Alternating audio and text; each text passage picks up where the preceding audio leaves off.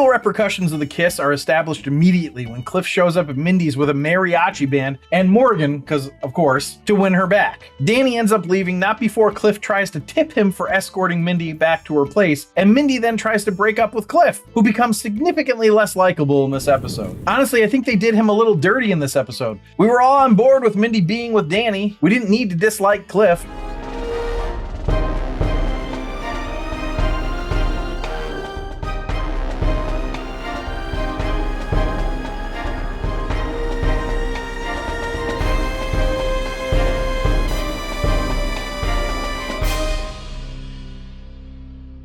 Welcome back to another episode of The Rank. I'm John, and today we're going to be ranking the next episode of The Mindy Project. Now, for those of you who are new to the show or just can't remember this for some reason, here's the agenda. First, we start with the potent notables, which are just a couple interesting facts or tidbits I found out about the episode or series. Then I go into the episode overview, which is where I talk about everything that happened in the episode from beginning to end. And then we do the namesake of the show, The Rank, where I rank the episode in 5 categories on a scale of 1 to 5, 1 being the worst, 5 being the best, all to find out what is the best sitcom of all time. We take a sitcom, we rank every single episode, we take the average of those rankings, and that is the series ranking. So, in this case, we're doing The Mindy Project, and today, we're ranking the 15th episode of the second season of The Mindy Project called French Me, You Idiot, written by Jack Burdett and directed by Paul Lieberstein. Now, just so you know, there will be spoilers ahead. Now, for any of you who have been watching these episodes for a while, if you haven't already, please subscribe and or follow, comment. You can email me at info@therankpodcast.com. I will respond to your suggestions, questions, comments, whatever. And if you super duper like it, please consider becoming a patron on our Patreon page at patreon.com/therankpodcast. All right, well, let's find out how this one is going to rank, starting with the potent notables. Potent notables.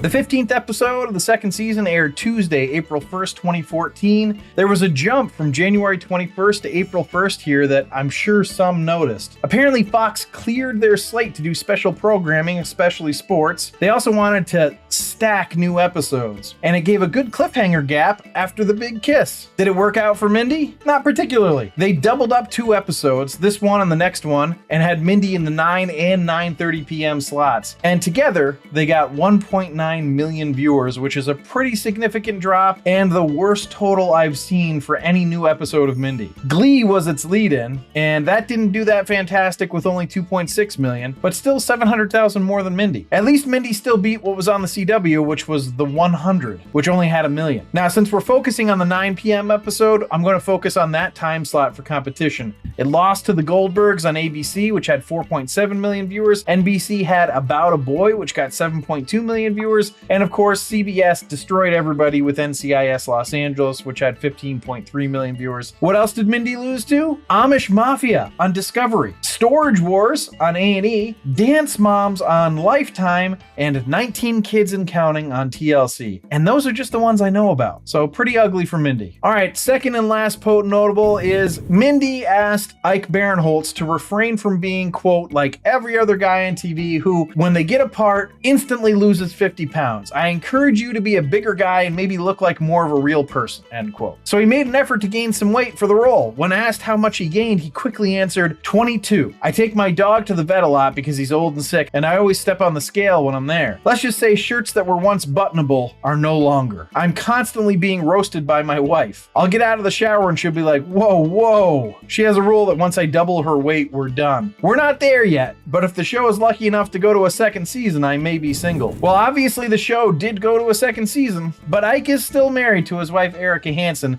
at 16 years and counting, so go Ike. All right, those are the potent notables. Let's go to the episode overview. So back when this came out, avid watchers of the show had to wait 6 weeks from the moment of the kiss between Danny and Mindy to the repercussions. What do they start this first episode back with? The kiss between Danny and Mindy, naturally. Except this time we get a little more detail of the direct aftermath. Like Danny saying he'll count to 3, and if she doesn't kiss him back, then he'll go back to his seat in humiliation. But then he gets to 3 and ends up counting to 4, which was a really enjoyable bit. It worked for Mindy too, because she kisses him at 4. But kissing him back wasn't all she was prepared to do. She was ready to join the Mile High Club right then and there. I do enjoy that the romantic gestures and passion passionate moments in Mindy's life almost never end up being as romantic or passionate as she envisions them. To that point, the getting it on that she was hoping for in the airplane bathroom ended with Danny getting his arm caught in the sink and her hair being flushed down the toilet. And just as an aside, my first reaction to that was to pause it and look up how dangerous it would be to have your hair flushed like that, and I found it's really not that dangerous at all. Like, it would probably hurt, but it wouldn't like rip your hair out or anything. I was all sorts of ready to potent notable about it, or at least tear it up a little bit in the coherence portion of the ranking, but surprising nobody, the writers were smarter than me. Who would have thought? The real repercussions of the kiss are established immediately when Cliff shows up at Mindy's with a mariachi band and Morgan, because of course, to win her back. Danny ends up leaving not before Cliff tries to tip him for escorting Mindy back to her place, and Mindy then tries to break up with Cliff, who becomes significantly less likable in this episode. Honestly, I think they did him a little dirty in this episode. We were all on board with Mindy being with Danny. We didn't need to dislike Cliff, but I also get it. Anyway, she's unable to break up with him, which makes Danny avoid romantic contact with Mindy because his God would be against it. Now, what I remember is that it says you shouldn't covet your neighbor's wife, but I don't remember it saying anything about a girlfriend. Just saying. So this is the crux of the episode. It's Mindy ineffectually trying to break things off with Cliff, but the B story is Jeremy and Peter trying to nab the account of the Metropolitan Ballet Company. This is an interesting idea that OBs would be out there trying to convince women to let them look at their genitals. I don't honestly know if this kind of thing happens, but it just feels like it wouldn't. Either way, Jeremy loves ballet, as evidenced by the fact that he slept with most of the ballerinas, and Peter really doesn't. That's a really simple plot line, but really works as the B story for this, and it's such a typical sitcom formula, but there's a reason it's used a lot, because it's freaking funny. Peter was cracking me up with this little bit for the small amount of time that it was on the screen. But back to the breakup that just won't happen. Mindy tries again, only for Cliff to find out that his grandmother has passed away and he's devastated by it. So now Mindy feels obligated to wait until after she's buried. Honestly, I get this. It's silly, but you don't want to break up with someone right after they've lost someone. Now, if Cliff was a giant dick, then sure, but he's ostensibly a nice guy. Though I definitely had some concerns when he said that if he were left alone after finding out his grandmother died, that he would murder a homeless person. And when he backpedaled, he just backpedaled to, he'll definitely kill something, just not a homeless person. That's not the best backpedal. Now we get some more shenanigans between Mindy and Danny, where Danny is questioning Mindy about cheating on him with Cliff, which was a little absurd, and Danny insists on going to Cliff's grandmother's funeral. Another little monkey in the wrench is that Cliff is convinced that Mindy is a great writer because of the letter Danny helped her write to Cliff. So Cliff asks Mindy to write the eulogy. Again, you would expect that it would be terrible and that he would read it and it would be awful and all that jazz. It was exactly that, and yet it still definitely worked. Mindy's embarrassment sparks, as Mindy would put it, Danny's horniness for kisses, and they can't wait any longer and start making out in the church. If you're thinking Cliff will catch them, you'd be wrong. The bad thing that happens from it is they catch the church on fire while the gig is up. Mindy ends up coming clean to Cliff, who promptly punches Danny in the face and says that his grandma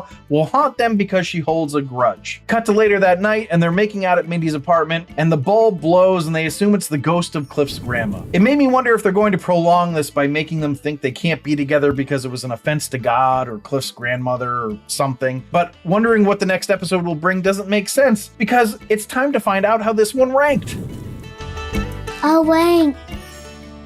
So the rank is where I rank the episode based on 5 categories: story, acting, dialogue, episode coherence, and character relatability. I rank it on a scale of 1 to 5, 1 being the worst, 5 being the best. And then I have a laugh counter where I add up the amount of times the episode made me laugh out loud. 1 point per laugh out loud gets added to the score. Now, before I dive into the rankings, I just want to say, if you're enjoying this episode, please leave a like down below. It really does help us out, helps the show grow. But the first category is story, which I gave a 4.5. I really enjoyed this story. I like a simple story. Mindy needs to break up with Cliff, and she has trouble doing it. On top of that, we get a simple B story in which Peter has to land a ballet account for them, and he hates the ballet. I mean, this is good stuff. Simple. So let's go to acting, which I gave a 4.5 as well. I enjoy the acting a lot in this. I did feel like Glenn Howerton may have noticed the desire to make his character unlikable seemingly out of nowhere, because he didn't seem to really bring it as much this episode, but he was still really good. So let's go to dialogue, which I gave a 5. Fantastic. One of the funniest episodes we've done in a while. I thought everything worked. Everyone was clicking. The jokes were sharp. sharp, but not too clever. It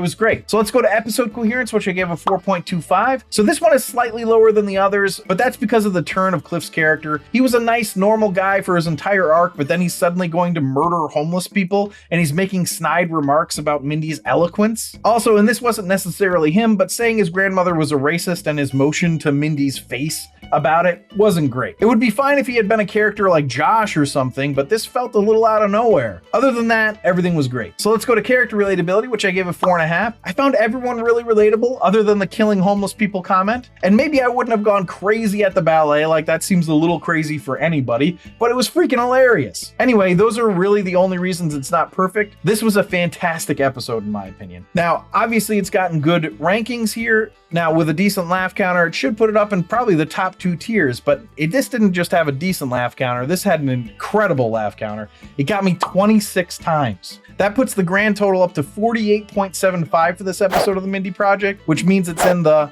meaning of life. As for the series average, it goes up to a 35.8, moving it just that little bit further into the Holy Grail. So thanks for listening and or watching. If you'd like to see a list of our episode and series rankings, you can do that on our website at therankpodcast.com. Remember to subscribe, review, and comment, and please consider supporting us on our Patreon site at patreon.com/therankpodcast, where you can get access to all of our archived episodes. And remember, if you enjoyed this episode, please leave a like down below. It really does help us out. But I will leave you with this. Why was Cliff so upset about losing Mindy to Danny? Because lawyers hate losing in courtship. Fool this man!